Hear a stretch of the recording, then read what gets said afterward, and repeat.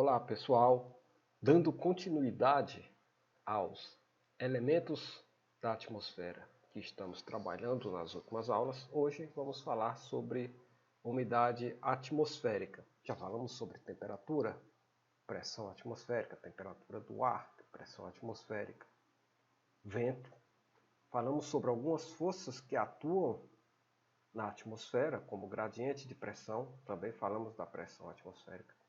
Também falamos da força de Coriolis, da força de atrito, forças que atuam na atmosfera. E hoje vamos falar sobre a umidade do ar.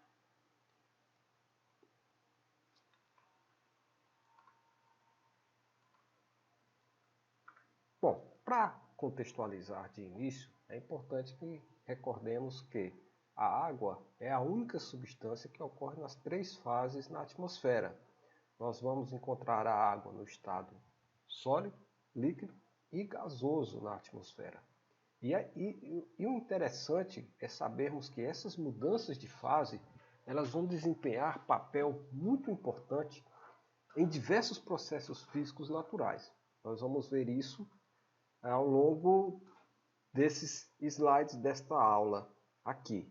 Mas a princípio eu trago para vocês uma figura que ilustra o ciclo hidrológico, não é? Onde nós vamos ter o transporte e a distribuição de água e também de calor através do ciclo hidrológico. Mas professor, como é que vai transportar calor através do ciclo hidrológico? Vamos compreender isso nos slides seguintes. Mas observem que nós temos uma entrada de água no sistema, que é através da precipitação.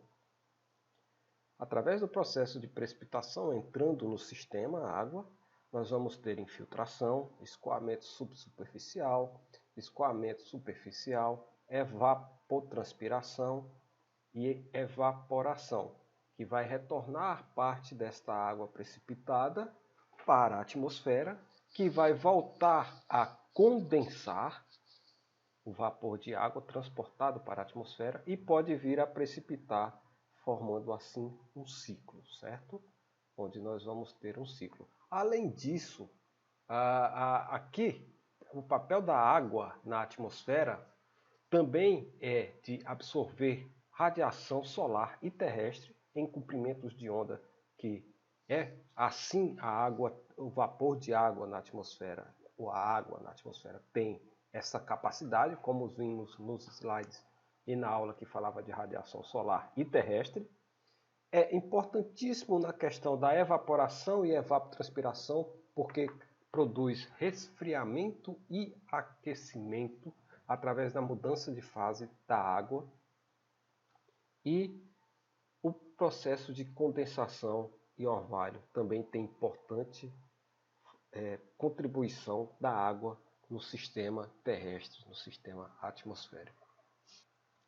Algo que é importante que tenhamos na memória para as aulas seguintes é que quando ocorre o processo de condensação, ou seja, quando o vapor de água começa a se transformar em água líquida, nós vamos ter liberação de energia na atmosfera. Esta energia, gente, ela foi acumulada aqui sobre a superfície. Quando? Quando a água sobre esta superfície começou a ser evaporada. Ela recebeu radiação solar e começou a ser evaporada. Então, com isso, há um acúmulo de energia sobre esta água. E quando ela está sendo evaporada e ascende, sobe na atmosfera, ela leva consigo parte dessa energia acumulada.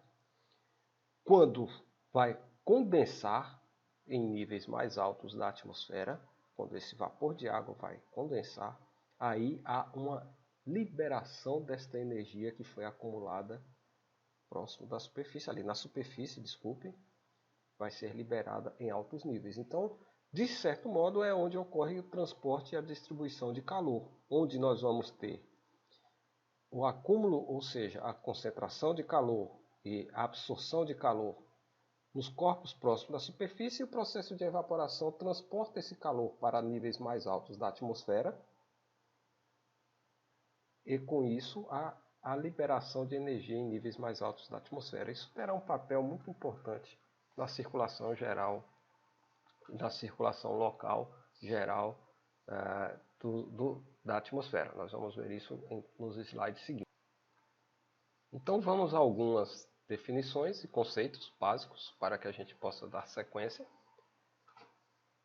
Nós vimos, quando estudamos a composição da atmosfera, que o teor de vapor de água, ou seja, de H2O na atmosfera, vai variar de 0 a 4% do volume do ar. Então, o que é que podemos pensar nisso? Que em uma dada massa de ar, o máximo de vapor de água que ela pode reter é 4% do seu volume. Ao passo que, se ela está retendo 4% do volume, outros gases terão uma diminuição para poder chegar aos 100%. Nessas circunstâncias onde o vapor de água ocupa os 4% do seu volume, é dito que o ar está saturado. Então vejam nesse quadro. Caso a umidade corresponda a 0% do volume, estamos sobre um ar seco. De 0 a 4% do volume, um ar úmido. E caso a umidade corresponda aos 4% do volume do ar, aí se diz que o ar está saturado. O que significa o ar estar saturado? Existe aqui abaixo toda a descrição, que é quando a taxa de escape de moléculas de água de uma superfície líquida para o ar se iguala à taxa de retorno de moléculas de vapor de água do ar para a superfície líquida. Uma informação importante, essa taxa é dependente da temperatura do sistema, certo? Da temperatura da atmosfera, por exemplo, da temperatura daquela massa de ar, da temperatura daquele local, a qual determina a capacidade máxima de vapor de água que o ar pode reter. Então, vamos supor que a gente esteja sobre uma parcela de ar que a capacidade máxima de vapor de água chegou nos 4%. Então, está saturado. Não vai conseguir entrar mais vapor de água naquele ambiente. O ar está saturado. Não vai conseguir entrar mais umidade naquele ambiente. Vai transformar-se em precipitação. Certo? Outra definição, outro conceito importante é que quanto maior a temperatura do ar, maior sua capacidade em reter vapor de água. Não significa que vai ser maior a umidade. Ou seja, aquela mesma massa de ar, daquele mesmo tamanho, se você aumentar a temperatura, ela vai ter uma capacidade maior de reter vapor de água. Então é exatamente o inverso, como a gente vê aí no ponto 2. Ao longo do dia, com o aumento da temperatura do ar, maior a razão de mistura entre o ar seco e o ar úmido e, portanto, mais distante ficará da saturação. Por isso que a umidade diminui no período da tarde.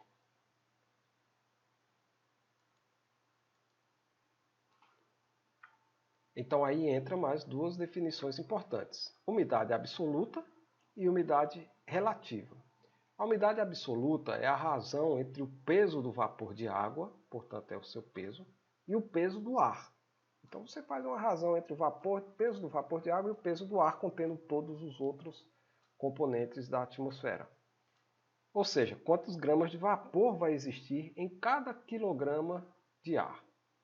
E a umidade relativa do ar, que é aquela que nós escutamos, por exemplo, nos jornais, na TV, quando se fala que a umidade do ar está baixa, geralmente se fala da umidade do ar abaixo dos limites aceitáveis para a saúde. Não se fala quando a umidade do ar está em 100% saturado. Se fala quando ela está causando danos, quando aumenta, devido à baixa umidade, aumenta o risco para a saúde, aumenta o risco de queimadas naturais. Isso é o que se comenta, é a umidade relativa do ar que nós escutamos. É a proporção relativa entre o vapor de água existente e o ponto de saturação do mesmo. Ou seja, quando a gente diz que a umidade relativa do ar está em 70%, significa que ela está 70% daqueles 4% máximo de saturação, ou seja, de umidade do ar na atmosfera, que pode indicar o ponto de saturação. Então seria 70% dos 4%. Uma umidade de 100%, umidade relativa do ar de 100%, o ar está saturado, 4%. Não estamos dentro da água, não estamos respirando água. é que dentro daquela parcela de ar chegou no limite da capacidade de reter vapor de água. A umidade relativa do ar ela é calculada através dessa equação, onde é a razão entre a condição real e a condição de saturação multiplicado por 100. Por isso que a gente encontra ela em porcentagem, né? A umidade relativa do ar é 70%. E sempre que estivermos falando de características higrométricas, higro vem lá de agro, nós vamos estar relacionado à umidade relativa do ar, certo? Lembre-se disso. Por exemplo, um diagrama higrométrico vai ser um diagrama de umidade relativa do ar, ou umidade do ar. Perfeito? Nesta tabela aqui, nós temos o conteúdo de vapor de água nas condições de saturação ao nível do mar. Isso é uma tabela, foi desenvolvida em laboratórios, esses valores, certo? Então, são valores reais, não é uma estimativa. E o que é que nós podemos observar aqui? Eu tenho temperatura e aqui gramas de H2O por quilograma, ou seja, gramas de água de ar seco. Então aqui eu tenho a umidade absoluta, certo? Então vejam, começa com menos 40 e vai até 40. Olha o que acontece com o peso do ar seco aqui. 0,1 até 47. O que é que podemos observar aqui? Que quando a temperatura aumenta, essa capacidade de reter umidade também vai aumentar.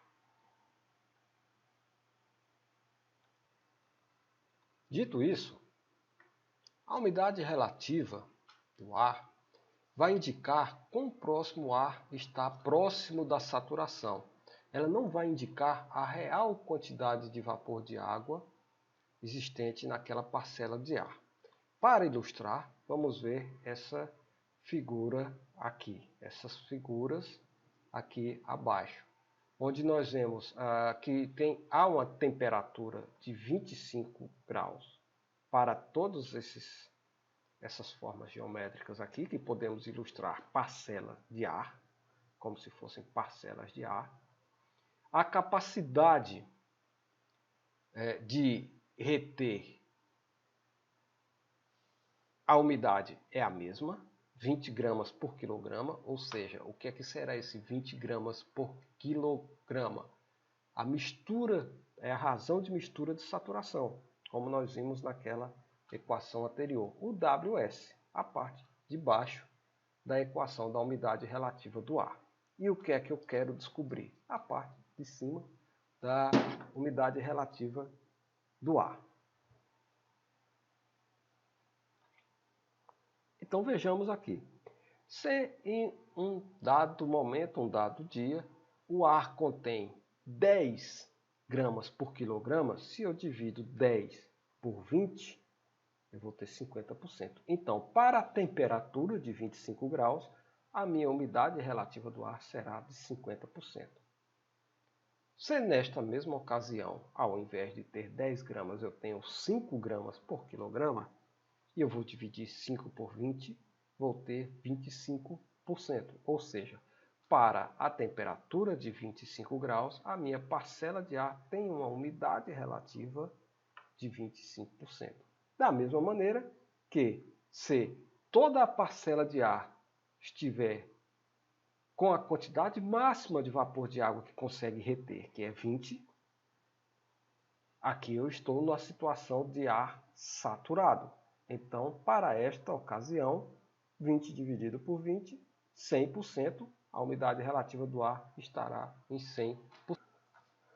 Mas, professor, se eu tenho um ar saturado, como aqui nessa situação, dessa terceira parcela de ar, desse terceiro exemplo aqui, e continuar chegando umidade, as temperaturas estão elevadas, continua evaporando a água, continua chegando, já estou em 100% e a atmosfera continua a ter umidade adicionada mesmo após a saturação. A umidade relativa do ar vai passar dos 100%? Olha, se a atmosfera fosse completamente limpa, sem superfícies junto à superfície da Terra, por exemplo, e outras questões como núcleos de condensação, a umidade iria realmente exceder em muitos 100%. Mas, na atmosfera real, nós temos superfícies e núcleos de condensação, ou os núcleos de condensação. De modo que esse excesso de vapor de água ele vai se condensar em água líquida. Vejamos um exemplo de quando estamos caminhando pelas primeiras horas da manhã numa área que tem grama. Alguns dias da manhã nós vamos passar o pé na grama e perceber que há água. Vamos chamar de orvalho. Muitas vezes vamos chamar de orvalho. Naquela ocasião, a umidade estava passando dos 100% sobre a superfície. A umidade relativa do ar estaria ultrapassando os 100%. No entanto, na atmosfera real, como tem núcleos de condensação, acabou se acumulando e virando água, certo? Então aquele é como se fosse o excedente desses 100% naquela ocasião. E aí vamos dizer que nessa condição do vapor de água se condensou em água líquida, digamos que está numa situação de supersaturamento. Mas vamos a outro exemplo agora. Nós temos 3 parcelas de ar também. O que é que muda aqui? Temperatura. A temperatura já não é mais 25 graus nas 3 parcelas de ar. Eu tenho uma diminuição de 20 graus, 10 graus para 0 graus. O que é que permanece constante? A quantidade de vapor de água daquela parcela. Ou seja, não houve acréscimo, não houve mudança na quantidade de vapor de água naquela parcela. Nas outras parcelas anteriores, havia mudança, saía de 5 para 10 e para 20. Aqui eu tenho 3,5, 3,5, 3,5. O que é que mudou? A temperatura. Mas observem que a umidade relativa do ar ela também muda. Ela iniciou em 25% e terminou nos 100% saturado também. Não houve mudança na quantidade de vapor de água. O que houve foi a diminuição da temperatura. Quando a temperatura diminui, a capacidade de reter vapor de água também diminui. E isso faz com que ocorra o seguinte, o aumento da umidade relativa do ar. Porque nesta situação, eu estou dividindo 3,5 por 14, que é a capacidade máxima, e na situação de saturação, 3,5 por 3,5, que também é a capacidade máxima para essa temperatura. Então, nós temos 2 maneiras de aumentar a umidade relativa do ar. Acrescentando umidade e alterando os valores de temperatura. Na atmosfera, podemos dizer que a umidade relativa do ar vai sofrer variações causadas pela variação diurna da temperatura, onde eu tenho aumento de temperatura pelos períodos da tarde, diminuição de temperatura pelo período da noite, movimento horizontal da massa de ar, que uma massa de ar mais fria pode estar passando por um local mais quente, então aí eu vou ter uma mudança da temperatura. Se muda a temperatura, muda a capacidade máxima de reter vapor de água, certo? E da mesma maneira o movimento do ar na vertical, onde eu posso transportar umidade de uma região para outra na vertical e com isso levar também vapor de água. Vejam este exemplo desta figura, onde apresenta a variação diária da umidade relativa do ar. Eu tenho aqui horários diferentes, 4 horas da manhã, 10 horas da manhã, 3 horas da tarde. Às 4 horas da manhã, a temperatura estava em 5 graus Celsius. Nesta condição de um ar mais frio, diminui a capacidade de reter vapor de água. Então vamos supor que a minha parcela máxima seria essa aqui, esse quadrado, ou seja, chegou nos 100%, estou com o ar saturado. Ao passo que aumenta a temperatura com a mudança, o aumento das horas também, de 10 horas da manhã eu vou ter 16 graus. Nessas condições eu já tenho uma maior capacidade de reter vapor de água. Mas se não houve acréscimo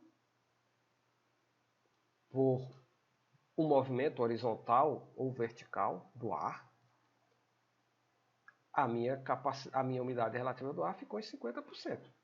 Da mesma condição, no período da tarde, onde a temperatura está muito mais elevada, então terei uma maior capacidade de reter vapor de água, mas se não houve acréscimo por uma massa de ar, o movimento horizontal do ar ou vertical do ar, aí a capacidade de reter vapor de água se tornou muito maior, mas não tem variação na quantidade de vapor de água, a umidade relativa do ar diminui, certo? Então, é isso que acontece na atmosfera. Vejamos, por exemplo, esses dados são de temperatura e umidade aqui de Recife, do dia 12. São dados horários, de 1 hora até as 23 horas. Nós temos aqui uma diferença de 3 horas do nosso horário local, porque as estações meteorológicas do INMET estão configuradas para mandar os dados em hora universal. O que eu quero dizer é que 9 horas aqui onde eu tenho a temperatura, veja, a temperatura está aqui em laranja, eu tenho a temperatura mínima, na verdade 6 horas em Recife, certo? Então isso aqui equivale a 6 horas, tem 3 horas de diferença. É uma configuração das estações meteorológicas. Então vejam, o que é que acontece com a temperatura? Às 6 horas eu tenho a temperatura mínima, vejam que quando os valores estão, deixa eu pegar aqui a caneta, tirar o apontador laser e pegar a caneta. Vejam aqui, os valores de temperatura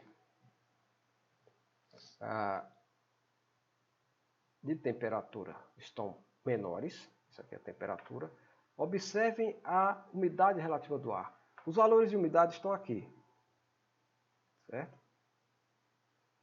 E os valores de temperatura nesse eixo aqui. Então a umidade relativa do ar está próximo de 100%. Pode estar até em 100% aqui. Em algum momento deve ter batido em 100%. Então à noite, durante a madrugada, desculpem, até iniciar as primeiras horas da manhã, a umidade relativa do ar está próximo de 100%. Com o passar da chegada da radiação solar diurna, aumenta-se a temperatura do ambiente, a umidade relativa do ar começa a diminuir. Diminui muito aqui na nossa região de Recife? Não, porque estamos com o mar à nossa porta. Então temos um grande aporte de umidade sendo inserido no sistema por conta do oceano. Se eu pegasse um gráfico de Petrolina, por exemplo, nós podemos ter aqui a umidade relativa do ar chegando a 50%. Certo? Um gráfico muito parecido com esse, com a diferença que as temperaturas seriam mais elevadas e a umidade relativa do ar também teria uma maior mudança nesses valores, já que a temperatura também foi mais elevada. Então, o mar, além de funcionar como moderador térmico, o efeito da continentalidade que vimos lá nos fatores geográficos, também tem o papel de acrescentar umidade, vapor de água, no sistema atmosférico destes locais que estão próximos ao oceano. Ao passo que quando a temperatura, aqui nestas ocasiões, a temperatura começa a diminuir, vejam que a umidade já volta a aumentar, certo? Esta é uma condição real. No espaço geográfico, eu trago este gráfico aqui, essa figura, desculpem, para ilustrar para vocês, onde eu destaco Polo Sul, Polo Norte, Equador. E aqui os valores de umidade específica, certo? Não é a umidade relativa, é aquela que eu tenho a divisão de gramas por quilograma. É uma condição média anual. O que é que eu quero ilustrar aqui? Que na região equatorial, os valores são maiores. Na região eles diminuem em direção aos polos. Utilizando uma tabela onde nós temos a composição do ar. E a seguinte situação: o ar seco é aquele que é composto por nitrogênio, oxigênio e argônio na sua maior parte. Vejam aqui o percentual.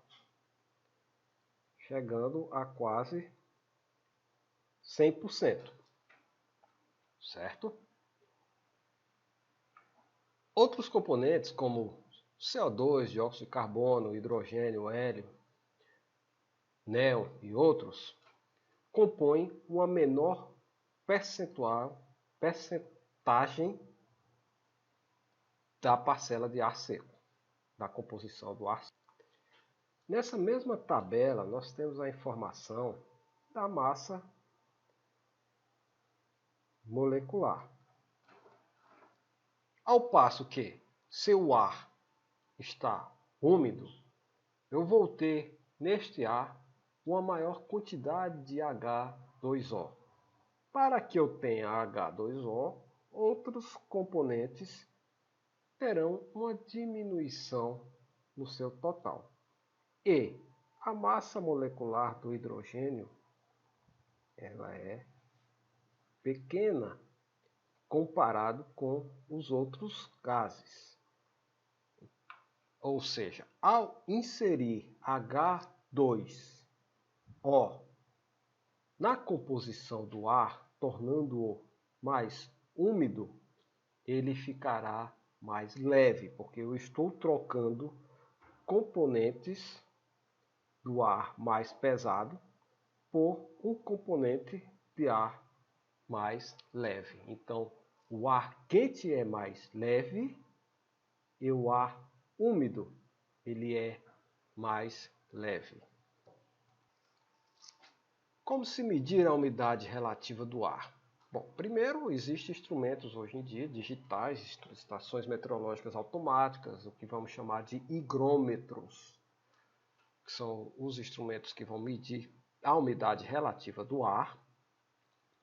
E existem também as estações convencionais, onde nessas estações há o que chamamos de conjunto psicrométrico. A estação do Instituto Nacional de Meteorologia, aqui na Várzea, possui esse conjunto psicrométrico, que é composto por um termômetro chamado bulbo seco, que é aquele termômetro convencional de temperatura do ar com um bulbo de mercúrio, e um termômetro do bulbo úmido, que é também um termômetro convencional com um bulbo de mercúrio, mas ao redor está enrolado com um componente como algodão. Este componente ele é umedecido para simular uma condição de temperatura com o ar saturado, certo? Se coloca uma ventoinha aqui nesse instrumento para que ela refrigere e aí vai dar a temperatura do bulbo úmido. Refrigere e evapore essa água, né? Mais ou menos com esse aqui, um ventilador mecânico que vai dar a temperatura do bulbo úmido. Através dessa medição entre a temperatura do bulbo seco e a temperatura do bulbo úmido, se leva esses dados para um diagrama psicrométrico, onde vai conseguir obter a umidade relativa do ar. Existem vários softwares, várias tabelas, vários sites que fazem isso de maneira mais automática. E as estações mais modernas, as estações meteorológicas mais modernas, contém instrumentos como este aqui, que é um higrógrafo, ou seja, ele está registrando a temperatura, né? O grafos vem de registro, está registrando a temperatura ao longo e a umidade, desculpe, a temperatura do ar e a umidade ao longo do tempo, e já fornece a umidade relativa do ar, não precisa ser feito nenhum cálculo adicional.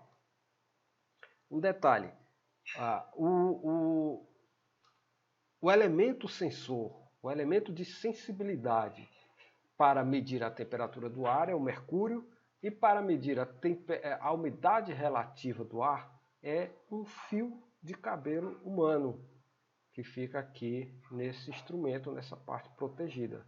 Ele é o instrumento, é o sensor utilizado para medir a umidade relativa do ar, porque é através do processo de dilatação e contração, através do vapor de água na atmosfera, se pode fazer essa medição.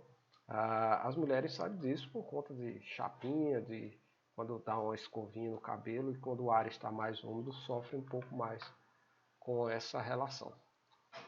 Vejamos agora no site do Instituto Nacional de Meteorologia, do IMET, na parte de climatologia, a distribuição espacial da umidade relativa do ar ao longo do Brasil. Aqui eu tenho os valores, deixa eu dar um zoom. De 40% a 95%, a mais, menos de 40%, a mais de 95%. Ou seja, um local que está com esses tons mais azuis, está com umidade alta, e nesses locais, como no semiárido, umidade baixa. Essa é a condição para janeiro. E aqui embaixo, eu posso ir variando e vendo como ocorre a mudança da umidade relativa do ar no espaço geográfico brasileiro, através desse mapa. Esses gráficos eles são feitos com as normais climatológicas, que é a série de dados composta por 30 anos de medições, de 1961 a 1990. Vejam aqui agora em agosto, olha a mudança.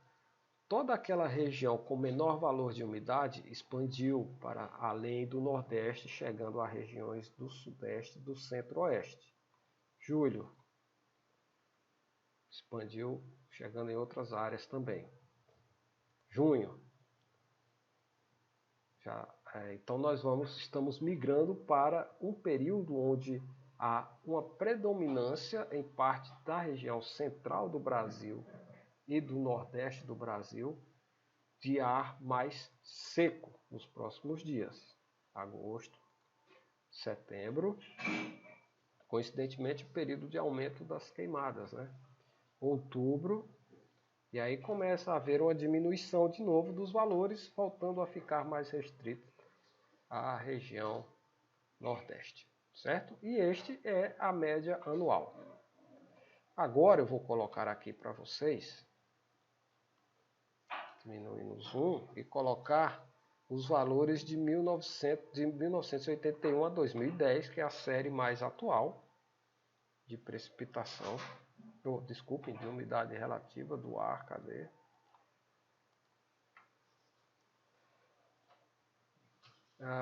Os valores as cores estão diferentes, porque adotaram outros valores. Há uma distribuição espacial também diferente, com valores mais próximos digamos, com a grade de dados melhor composta, porque são estações automáticas, então na série de 1981 para cá, ela é mais recente, onde há a maior quantidade de dados, certo? Nessa ocasião, nesse gráfico aqui é a distribuição anual. Tá? Vejam que há um núcleo aqui, olha, muito próximo de Petrolina, onde tem o menor valor de umidade relativa do ar ao longo do ano.